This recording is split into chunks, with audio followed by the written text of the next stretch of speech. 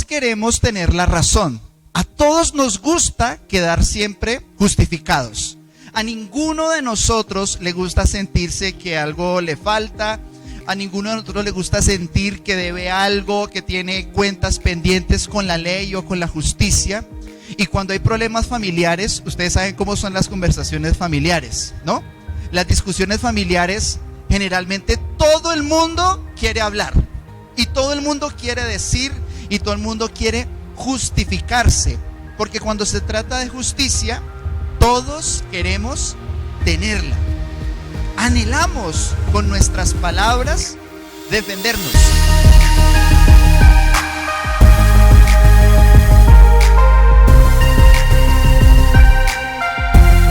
Mire, la razón por la que usted y yo nos defendemos cuando nos señalan, cuando hablan de nosotros, cuando nos dicen algo, es porque queremos estar excusados. Nuestras palabras lo que buscan es hacerle entender a la persona que dijo o que oyó algo que somos justos, que estamos excusados.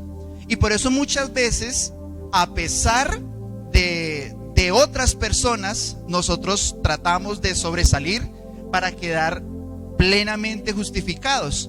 Por eso en esas discusiones familiares, en las acusaciones entre amigos, en los pleitos, en los litigios, muchas veces uno ve que no hay ningún problema en acusar a otros. No, mire, profe, fue él. No, profe, fue ella. Señor juez, no fui yo, fue tal persona.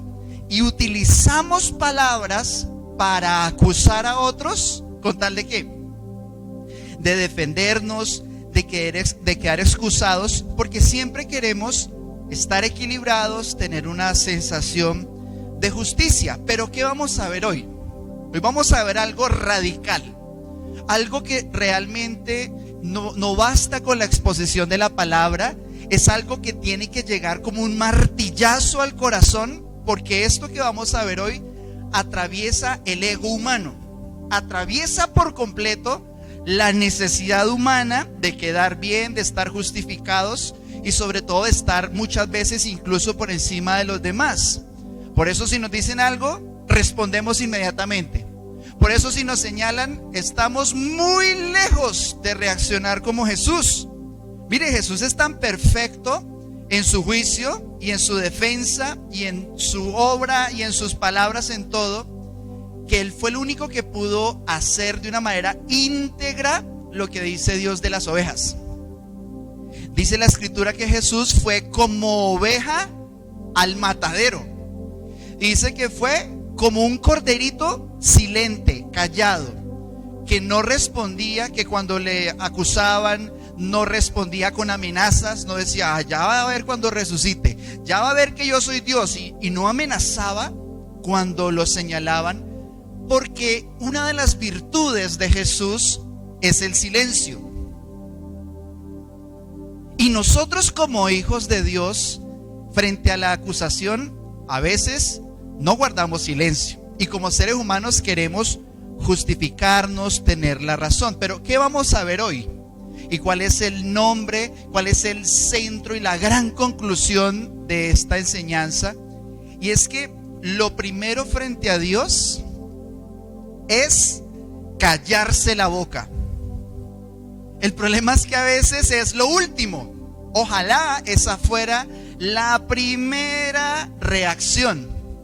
Pero lo que vamos a ver consistentemente en el estudio de las Escrituras es que todo lo que Dios diseñó, todo el plan de Dios desde el principio hasta el fin, tiene que ver con Jesucristo y su justicia, no con nosotros. Por eso, hasta que nosotros no nos callamos nuestra boca, hasta que no nos quedamos sin argumentos. ¿Usted ha visto una persona que la pillaron con las manos en la masa? Y lo pillan con las manos en la masa y que dice, no es lo que estás pensando. Y entonces, pero ¿y esta evidencia? Y es una foto clara. No, eso debe ser un montaje. Eso no es lo que estás pensando. Porque si somos buenos para juzgar a otros, también somos muy buenos para desligarnos de la culpa, para desligarnos del fraude. Pero vamos a ver que cuando se trata del juicio ante el Señor, cuando se trata de entender a Jesús, de mirar a la cruz, cuando se trata de sacar a flote nuestra maravillosa manera de vivir, entre comillas, realmente la conclusión es seguir el plan de Dios. Y es cerrar la boca, quedarse callado. ¿Por qué?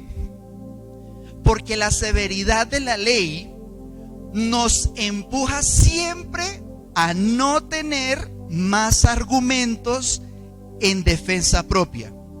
¿Cómo sabe usted que está en el lugar correcto frente a la ley? Si todo el peso de la ley le dejó a usted callado, sin argumentos, en silencio, y usted solamente, como aquel hombre de la parábola, dice: Dios, sé propicio a mí, que soy hombre pecador. O sea, cuando la ley te demuestra que estabas muerto, cuando la ley te demuestra con toda su severidad y su peso que no hay manera de merecerlo. La religión nos lleva a vivir bien para intentar merecerlo, pero el plan de Dios es renunciar a mi justicia y decir: la verdad, no tengo con qué defenderme. Por eso las prostitutas y los ladrones, dijo Jesús, van delante de los fariseos a la hora de entrar en el reino. ¿Por qué? Porque el fariseo, por naturaleza hipócrita, tiene un sentido de justicia por lo que hace, pero la prostituta y el ladrón ya están desnudos frente a Dios. O sea, ¿cómo le va a decir un ladrón, una prostituta, y que sabe que lo son? Pues Señor, yo me he portado bien, yo diezmo de todo, yo guardo las leyes, los días, las horas, los minutos, los años, voy a campamentos, hago esto, ayudo a los pobres, predico, canto, etcétera, etcétera. El inicio de la arrogancia son las obras. A la carne le gusta hacer cosas para tener de qué jactarse, para uno tener razón. Hay una pelea en la casa, bueno, pero yo soy el que paga todo.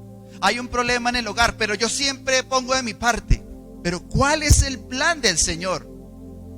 Que la humildad nazca frente a la derrota, frente a la verdad, como dijo Job: pongo mi mano sobre mi boca, me quedo callado y no digo nada, porque ¿qué voy pues yo a decirle a Dios? ¿Cómo me voy a justificar frente al Señor? Y sale una pregunta de las 11 preguntas que veíamos la vez anterior en Romanos, donde quedamos en el capítulo 3, en el verso 9, aparece una pregunta y dice el apóstol Pablo: ¿será que nosotros somos mejores que ellos? Y está hablando de si es mejor ser judío o no ser judío. ¿Se acuerdan? Que estábamos estudiando la circuncisión, ¿sí? Y estábamos estudiando, bueno, ¿y qué aprovecha ser judío? ¿Se acuerdan que esa era una de las preguntas? Pues bueno, pregunta Pablo: ¿qué será mejor? ¿Quiénes serán mejores? ¿Nosotros los judíos que tenemos la ley y que Dios nos escogió como su pueblo? ¿O será que somos mejores nosotros los gentiles que esos judíos barbudos, todos legalistas? Y es una pregunta tremenda. ¿Quiénes son mejores, los gentiles, los judíos?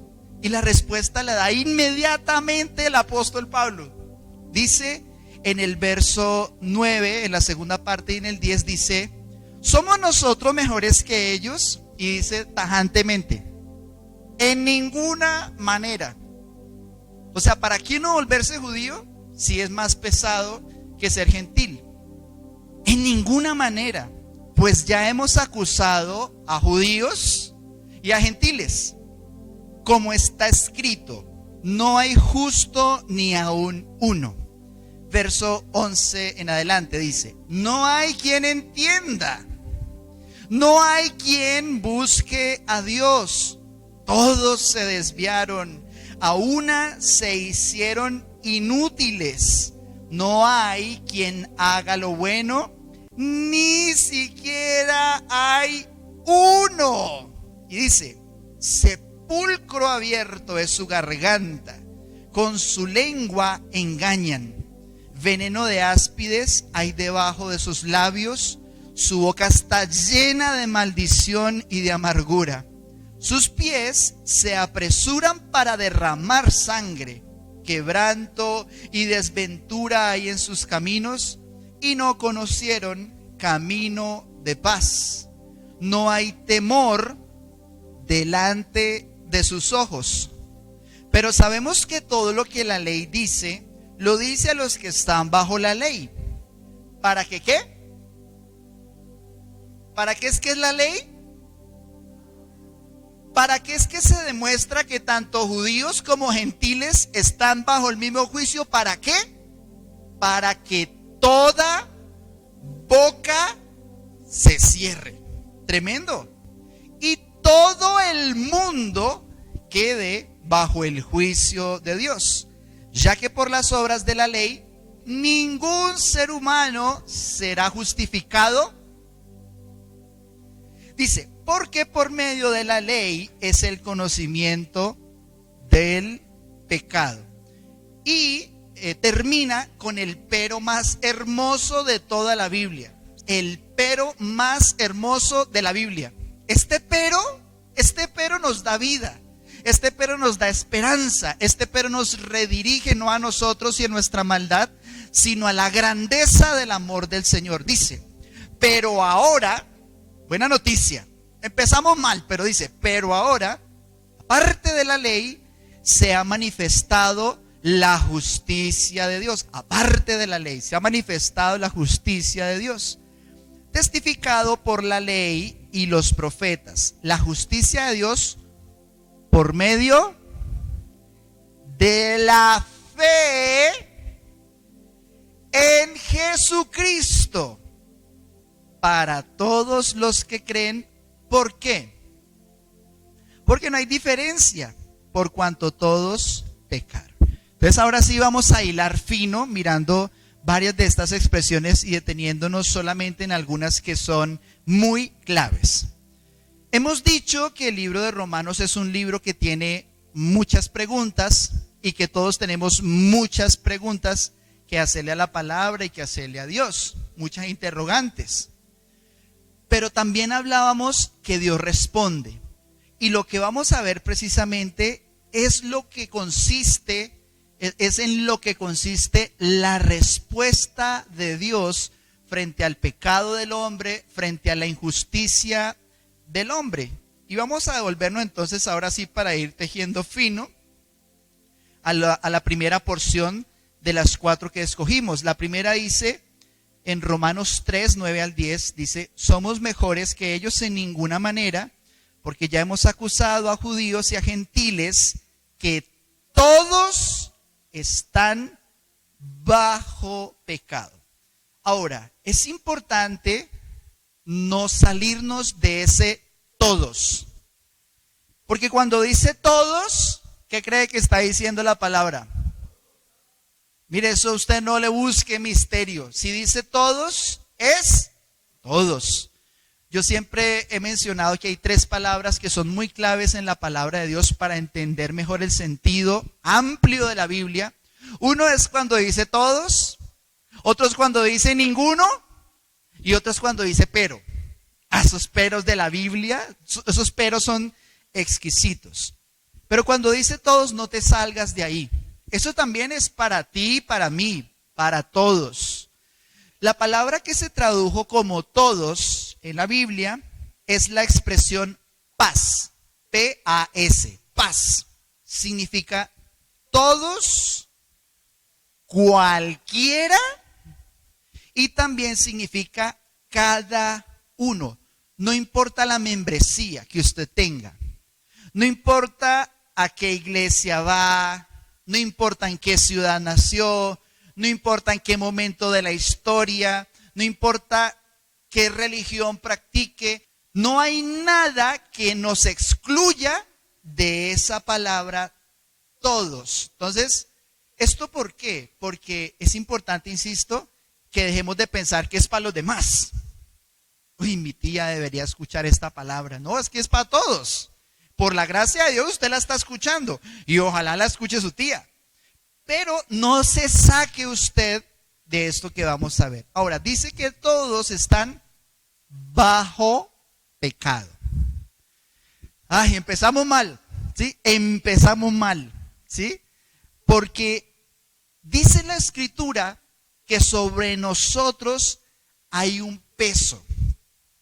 hay un peso muy fuerte. Y dice, debajo del pecado. Es decir, el pecado está entonces encima, está cubriendo, pero trae mucho peso. La Biblia consistentemente menciona que el pecado es algo que trae cansancio, que trae debilidad y que se convierte en un peso tremendo. Dice Hebreos capítulo 12 y verso 1, despojémonos de todo peso y del pecado que nos asedia. Entonces, ustedes saben que caminar, que correr con peso es como cuando uno iba para el colegio con esa maleta con 17 cuadernos. ¿Se acuerdan que había un cuaderno hasta para recreo? Y había otro cuaderno de control, por si acaso, ¿sí? Entonces, ese peso en la espalda, usted anda, usted camina. Pero ¿cómo es ese caminar? ¿Será agradable? ¿Será placentero? No, es un peso.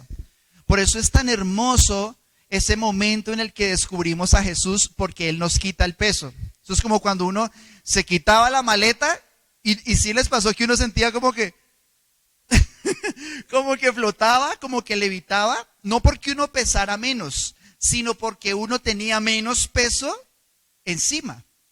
Entonces, el pecado es en sí mismo, al estar sobre nosotros, al estar encima de la condición humana, trae un peso muy fuerte para correr.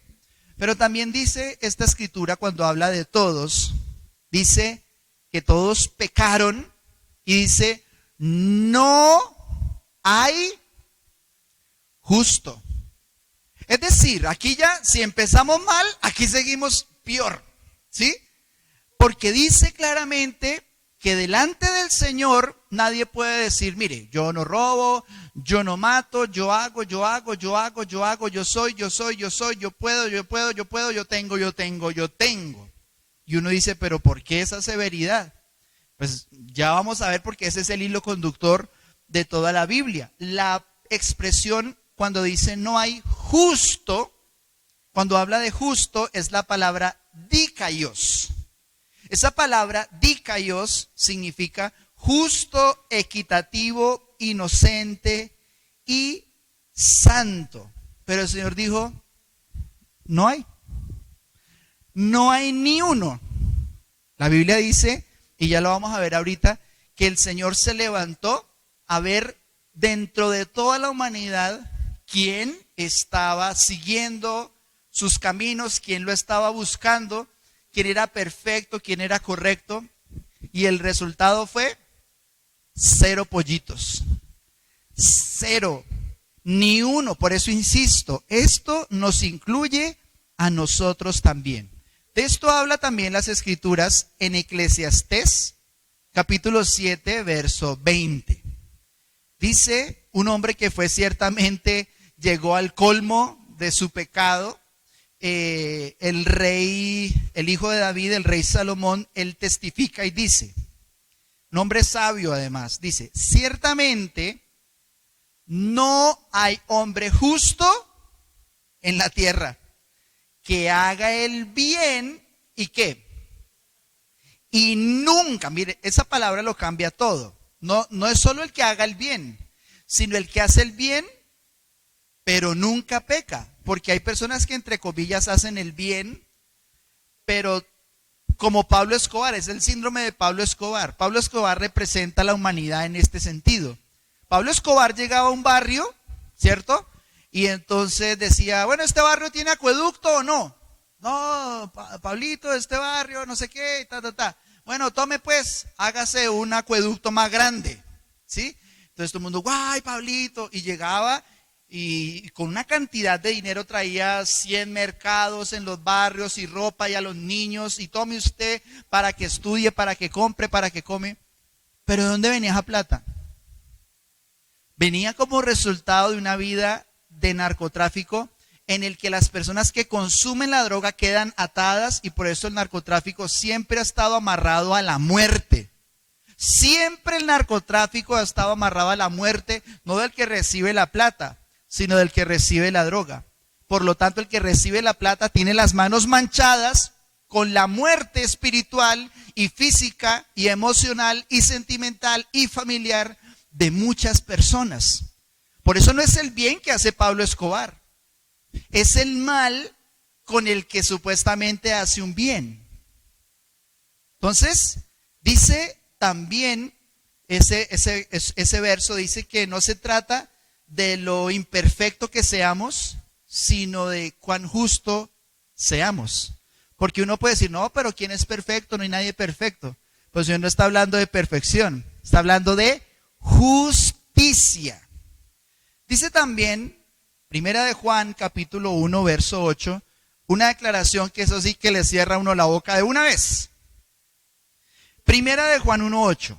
Si decimos, o sea, una vez más dice, bueno, si usted abre la boca, entonces es mejor que la cierre. Dice, si decimos que no tenemos pecado, ¿qué hacemos? Dice, nos engañamos a nosotros mismos y la verdad no está en nosotros. Si usted lo dijo es porque lo pensó.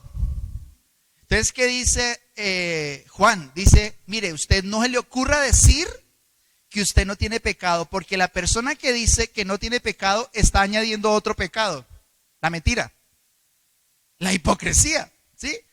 Pero mire que apenas un versículo, 2 versículos más adelante, aclara todavía más y dice, si decimos que no hemos pecado, esto es más grave todavía. Dice, le hacemos a él mentiroso y su palabra no está en nosotros.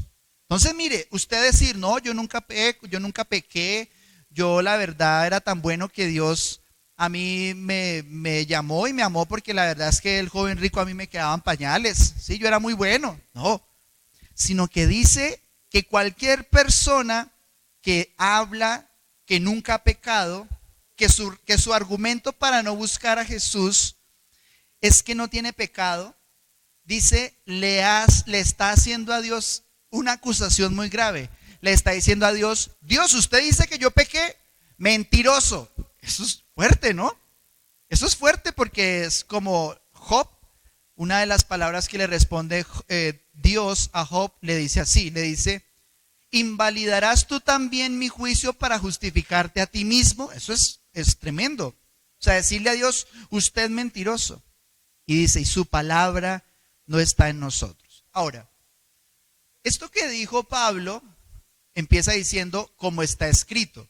Es decir, Pablo le está hablando a los judíos que están en Roma y les está diciendo, mire, el problema es que ser judío no es garantía de justicia, porque la policía también la meten a la cárcel, los jueces también los meten a la cárcel. ¿Y usted cree que los abogados, los policías y los jueces conocen las leyes? Claro que la conocen, pero conocerla no significa cumplirla. ¿Y de dónde tomó el apóstol Pablo esa escritura? Pues del Salmo 14, versos 1 al 3. Dice el necio en su corazón, ¿qué es lo que dice una persona necia en su corazón? No hay Dios. Miren, les presento el corazón de los ateos. Escuche muy bien lo que hay en el corazón de un ateo. Necedad. Dice el necio en su corazón, no hay Dios. Se han corrompido, hacen obras abominables, no hay quien haga el bien.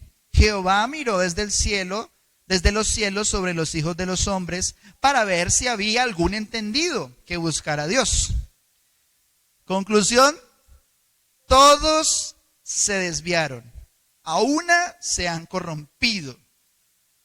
No hay quien haga lo bueno, no hay ni siquiera uno. Si empezamos mal, ahora sí que vamos a ver lo que es la causa de toda la caída de los seres humanos. En la siguiente parte del texto que escogimos para estudiar hoy están las causas de la caída del hombre.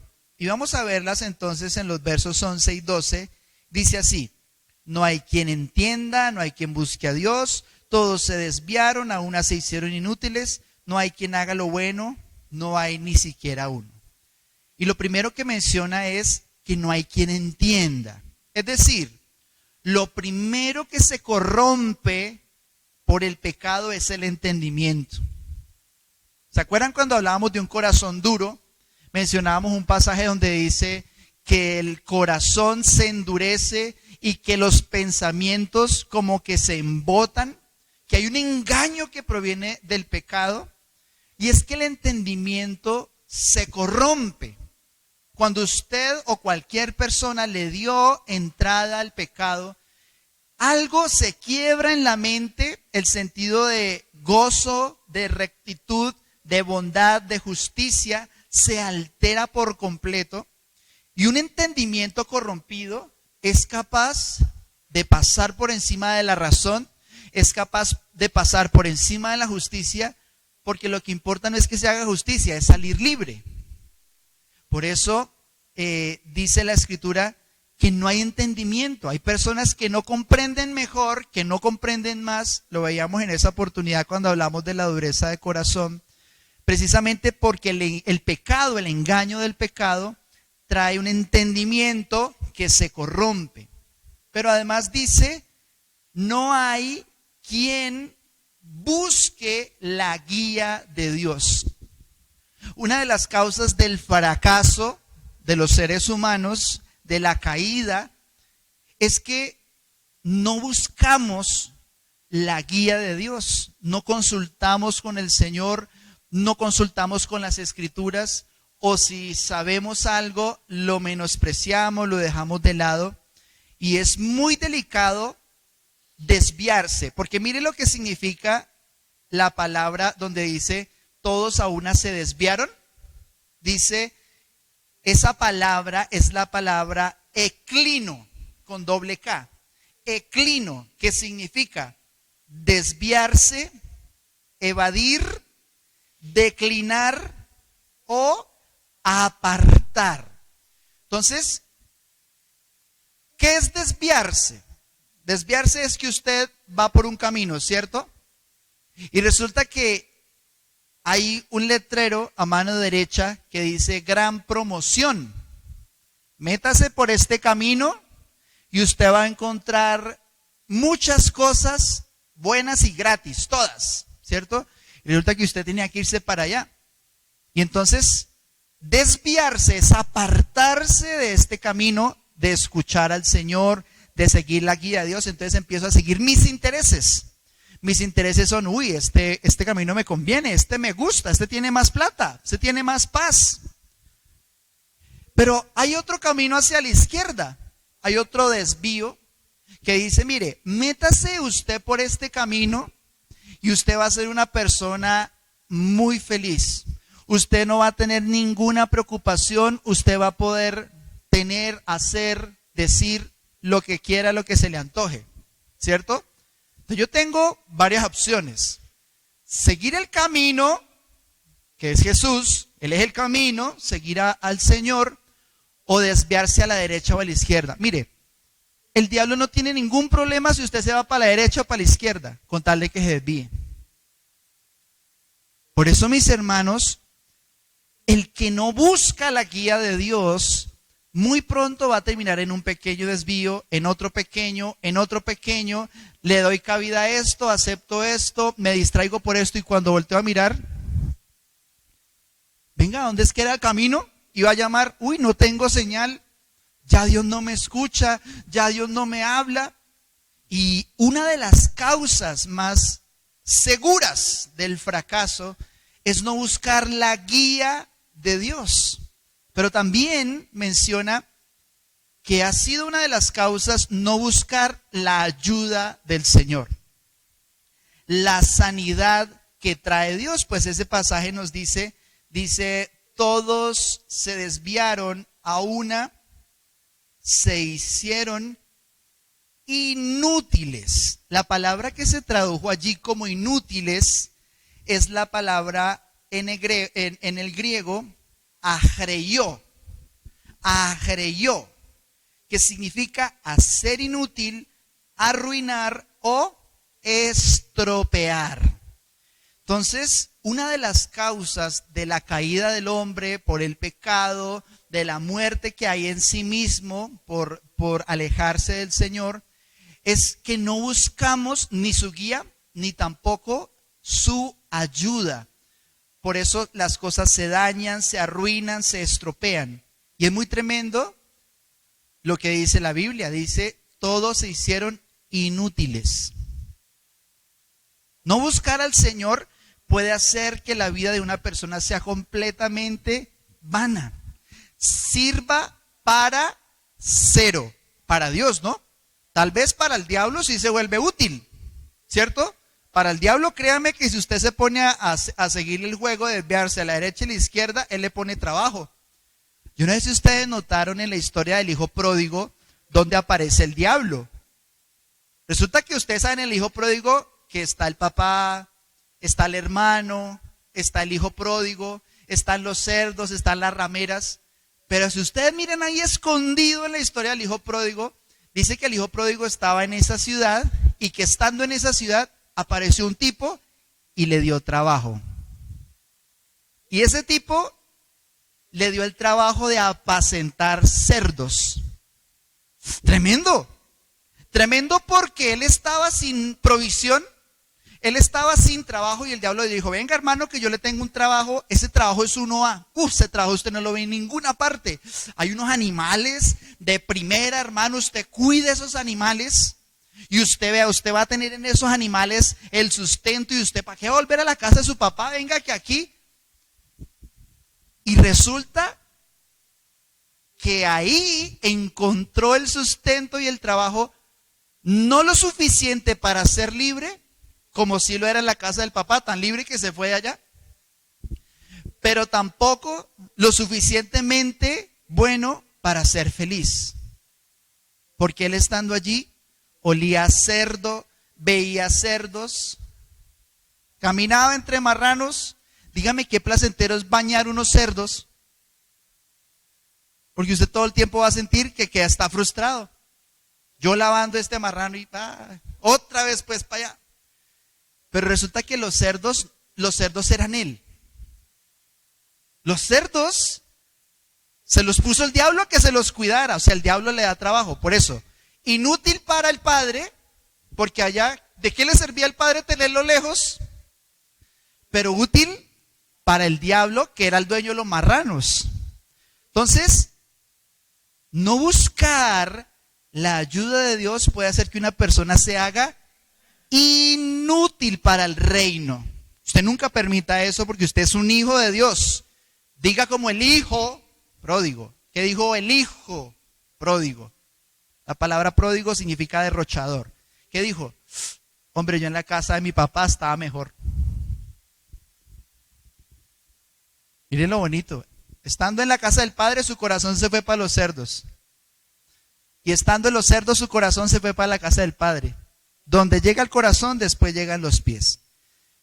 Pero también dice que todos se hicieron inútiles, no hay quien haga lo bueno, ni siquiera uno. ¿Sabe de qué está hablando ahí?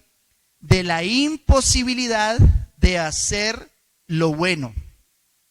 Es imposible para una persona sin Dios hacer el bien. Y usted me dirá, pastor, o sea que no es posible que una persona atea, que una persona sin Dios haga las cosas bien. ¿Sabe cuál es el problema? Que la motivación no es darle gloria a Dios, sino que todo ateo, como cualquier ser humano sin Dios, la gloria de quien busca, su propia gloria. No, pero mire que la motivación es importante. No, pero mire que ayudó a esa viejita a cruzar la calle. Eso es una buena obra. Resulta que la estaba ayudando a cruzar la calle porque al otro lado más oscuro y allá la quería atracar. ¿Sí? O resulta que la quería ayudar a pasar la calle porque quería que todos vieran que es buena persona para que voten por él.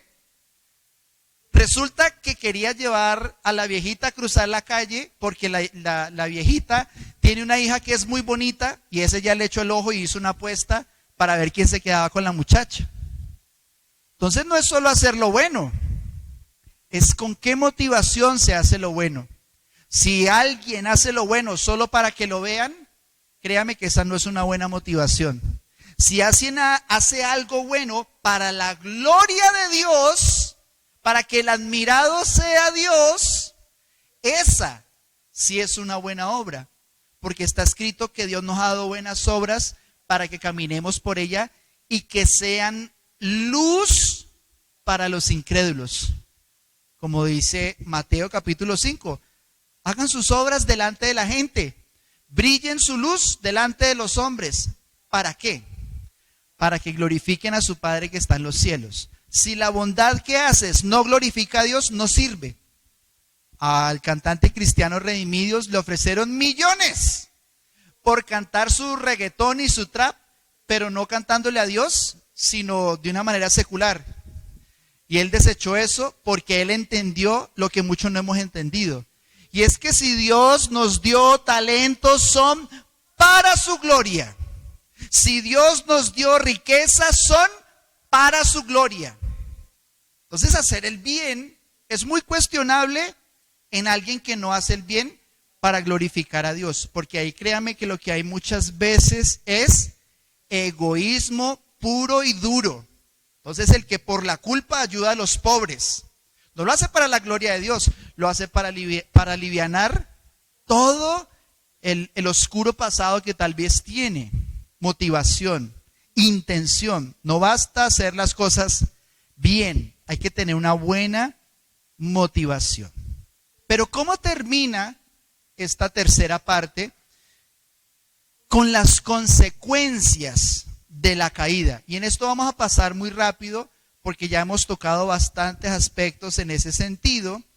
Y las consecuencias las narra desde el verso 13 hasta el 18. Dice así: sepulcro abierto es su garganta, con su lengua engañan, veneno de áspides hay debajo de sus labios, su boca está llena de maldición y de amargura, sus pies se apresuran para derramar sangre, quebranto y desventura hay en sus caminos, y no conocieron camino de paz. No hay temor delante de sus ojos.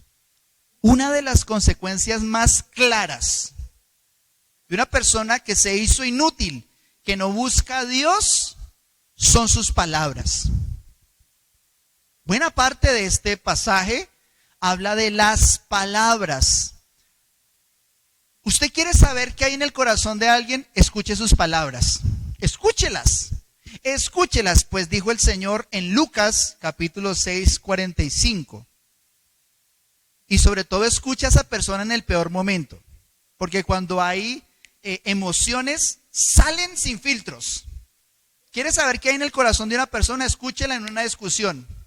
Dice: el hombre bueno, del buen tesoro de su corazón, saca pues lo bueno, ¿no? Y el hombre malo, del mal tesoro de su corazón, saca lo malo. ¿Por qué? Pues porque de la abundancia del corazón habla la boca. Un corazón vacío de Dios está lleno de palabras de muerte. Tremendo. Palabras de muerte, pues lo que dice ese pasaje, sepulcro abierto, es su garganta. Y no es por el mal aliento, créame que no es por el olor, ¿sí? Aunque algunas personas pues vienen con todo el combo, ¿no? ¿Sí? Pero cuando dice allí, sepulcro abierto es su garganta, es la palabra tafos. Tafos significa en el griego original lugar de entierro, tumba y sepulcro. ¿De qué empieza a hablar una persona que tiene vacía la vida de Dios? Pues de muerte. Usted escuche las canciones que se oyen en las discotecas hoy por hoy, ¿sí? En los bares, en los lugares donde se ponen a tomar. Cuando yo me muera y que me quiero morir y que la vida eso es para morirse. Porque la abundancia del corazón habla a la boca palabras de muerte. salen de no, me voy a morir, no, esta vez se acabó mi historia, este es el final. La palabra muerte en el original es la palabra separación. Muerte significa estar separado del cuerpo, del espíritu, y cuando hay palabras de muerte y palabras de separación es evidencia de que hay un vacío real de Dios. Pero también dice que lo que sale son palabras de engaño.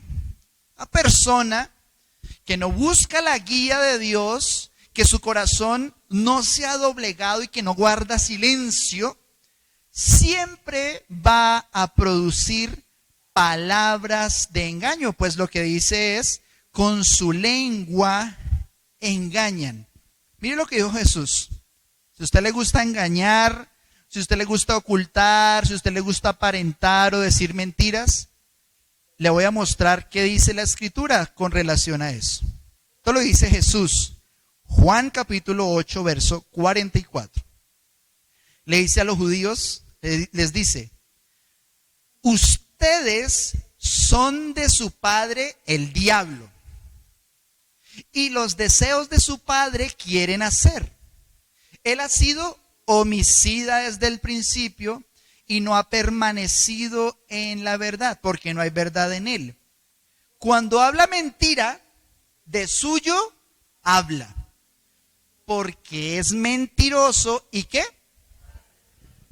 Padre de mentira. ¿Sabe qué declaró Jesús del diablo? Que cuando habla lo que habla es mentira. Y encima de todo, que cuando una persona engaña, que cuando una persona miente, está demostrando el ADN que tiene. Es que es fuerte. Jesús dijo, ustedes son hijos de su padre el diablo. Uy, ¿cómo así? Pues aún en los juegos, aún cuando estamos quedando mal, miren, es importante como dice la Biblia. Dice el consejo de Dios, no se mientan unos a otros, háblense con la verdad. ¿Saben por qué? Porque la mentira que sale de la boca de cualquier persona, a Dios le recuerda a alguien. Cuando el Señor ve que alguien está mintiendo, yo eso ¿dónde lo he visto? ¿Dónde he visto yo a alguien que todo lo que dice es mentira? Entonces, el ADN del diablo ha sido engañar, ha sido mentir. Por eso, esa es la condición de un ser humano sin la verdad que es Jesús. Pero también dice que una de las consecuencias son las palabras venenosas. Una expresión muy poética, pero que a algunas personas le queda casi literal, ¿sí? Dice veneno de áspides. Las áspides son las serpientes, culebras pues, ¿sí? Veneno de áspides hay ¿dónde? Debajo de sus labios. La palabra que se tradujo como venenosas es la palabra ios, que significa herrumbre, como la del metal. Cuando un metal está corroído, córtese usted con ese metal, a ver cómo le va dentro de unos días. Ese es el veneno. El veneno no te hace daño en el momento. La picada sí, la mordida, ¡y me mordió! Yo notaba los dos huequitos, ¿cierto? Hay personas que uno habla con ellas, ¡ay! Los dos huequitos. Pero ¿sabe cuál es el problema de la gente mala? Que esas palabras tienen el propósito de hacer daño más adelante. Siempre que alguien te quiere destruir con palabras, usted dice, usted inmediatamente, aquí está hablando es el diablo. Por eso Jesús dijo, apártate de mí, Satanás. O sea, el Señor no, tú, ¿será quién me está hablando? ¿Será que Pedro está poseído? No, Satanás le dijo, y era un apóstol pues, ¿sí? Dice, herrumbre, veneno o moho, significa esa palabra. Córtese y el tétano le da de una vez. No. ¿El tétano cuándo le da? Dentro de unos días, dentro de unas semanas. Pero también dice que su boca está llena de maldición. Otra de las consecuencias de esa caída del ser humano son las palabras de maldición. La palabra original se me olvidó, pero significa como oración, es como una oración de maldición. También hay palabras de amargura, dice la Escritura. La palabra que se tradujo como amargura es la palabra picría. Picría significa punzante o amargura proveniente del veneno. Ya hablamos sobre eso un poco. La consecuencia también es la violencia. Pues dice, sus pies corren para derramar sangre. ¿Usted cómo se da cuenta que una persona dejó, no escuchó, no caminó? Cuando empieza a despertarse un sentido de amargura que me lleva a ser violento. Violento no solo con mis palabras, ya empiezan los empujones, empiezan los golpes. Yo le aconsejo siempre a los jóvenes, sobre todo a las jovencitas que me dicen que a alguien le gusta, que le ven como un hombre al futuro. Yo digo, en este momento, busca una ocasión para sacarle la chispa. Hágalo a propósito, ¿sí? Y si usted ve que vienen empujones, que vienen zarandeadas, mira, si como novio te empujó, como esposo te va a pegar. Eso no tiene mayor misterio, a menos que esa persona busque consistentemente al Señor. Pero viene violencia. También dice quebranto. La palabra quebranto es la palabra suntrima, que significa fractura completa, como en el concreto, o sea, en el cemento que se ha partido. Y significa ruina completa. Entonces, en el corazón de una persona caída o que no buscó al Señor, hay una grieta, hay una casa que está a punto de caerse. Dice, hay quebranto en su corazón. Pero también dice que hay desventura. Y la palabra desventura es la palabra talaiporía, que significa miseria o calamidad. Como pastor, Dios me ha permitido la providencia de hablar con mucha gente y de escuchar a mucha gente. Y hay un factor común, y muchas personas, hasta que no descubren su miseria, hasta que no descubren su calamidad, no empiezan a buscar al Señor. ¿Por qué? Porque todos lo sabemos. Solo en Él encontramos la paz. Solo en Él encontramos la buenaventuranza. Y dice, en sus caminos no hay paz. Pues si le pasa todo lo anterior, ¿cómo de dónde va a tener paz? Dice Isaías 48:22, la razón por la cual esas personas de las que venimos hablando, o sea, todos los seres humanos, no hallan paz. Dice Isaías 48:22, no hay paz para los malos, dijo Jehová. Alguien dijo que este era el versículo de los exnovios, ¿no? ¿Sí? No hay paz para los malos. Ay, yo te vengo a buscar porque es que sin ti yo no me siento contento. Ahí te regalo este versículo bíblico. Porque no hay paz para los malos, dijo el Señor. Y termina diciendo, mire, no hay temor de Dios delante de sus ojos. Esa es la última línea. Ustedes saben que cuando uno hace un precipicio, dice, en 100 metros disminuya la velocidad porque hay un acantilado. Luego dice, en 50 metros reduzca la velocidad porque viene un acantilado. En 20 metros, en 10 metros, y el último que dice es un pare rojo gigantesco. Pare, deténgase que se va para el precipicio. Pare, deténgase. Es esa línea. Esa es la única línea que después de que alguien la cruza, ahí sí, adiós los amigos. ¿Cuál es la última frontera? Perder el temor de Dios. No hay temor de Dios delante de sus ojos. Una persona que perdió el temor de Dios, perdió toda sensibilidad. Perdió, como dice en Efesios, su mente embotada, se hizo insensible y se lanzó a la lascivia. Dice, explicando un poco en qué consiste el temor de Dios, Salmo 130, versos 3 al 4. Señor, si mirares a los pecados, ¿quién podría mantenerse en pie? Pero en ti hay perdón para ser reverenciado. Parece contradictorio, ¿no? Porque si hay perdón, ¿por qué entonces habrá reverencia? ¿Por qué habrá temor? Es la palabra.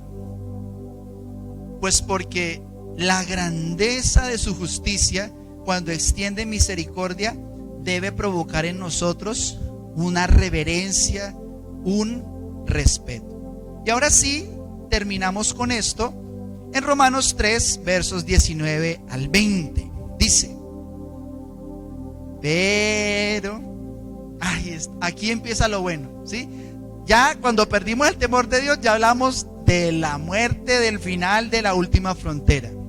Este es uno de los peros más hermosos de toda la Biblia. Dice: pero sabemos que todo lo que la ley dice, lo dicen los que están bajo la ley, para que toda boca se cierre y todo el mundo quede bajo el juicio de Dios, ya que por las obras de la ley ningún ser humano será justificado delante de él, porque por medio de la ley es el conocimiento del pecado. Toda boca se cierra. Esa es la gran conclusión. Esa es la gran conclusión, porque uno va a justificarse y espere un momento, yo sé de dónde vienes. Has hablado maldición, no hay paz en tu corazón, hay desventura, hay engaño. Un momento. Hacerle reclamos a Dios, un momento. Toda boca se cierra. Esta es la gran conclusión. ¿Por qué? Porque todo el mundo tiene que quedar bajo el juicio de Dios. O sea, una persona, por muy inteligente que vaya allá al cielo y dice: bueno, Dios te va a exponer porque soy una persona justa. En primer lugar, quiero decirte que yo no maté a nadie, yo no sé qué, y yo hice esto, yo soy una persona que sin embargo hizo tal. Esa persona no entendió nada. ¿Por qué? Porque dice Dios que todo el mundo queda bajo su juicio. ¿Por qué? Porque las obras de nadie serán justificación delante de él. Y con esto vamos a arrancar la próxima semana. No se lo pierda, porque esto es, de todo lo que hemos hablado, lo más rico, denso y hermoso. Pero este pero es para mandarlo a marcar. Con esto vamos a empezar. Pero ahora, aparte de todo lo que hemos dicho, aparte de la ley, se ha manifestado la justicia de Dios, testificada por la ley y por los profetas. La justicia de Dios por medio de la fe en Jesucristo para todos. Miren, todos pecaron, pero ahora dice todos los que creen en Él. Porque no hay diferencia, porque todos pecaron. Porque nuestra justicia viene por la fe en Jesús. No por nosotros, no por nuestras obras, por nuestra bondad, porque todos engañamos, mentimos, estábamos en desventura, toda la incapacidad humana. Por eso daremos siempre gracias a Jesús. Amén.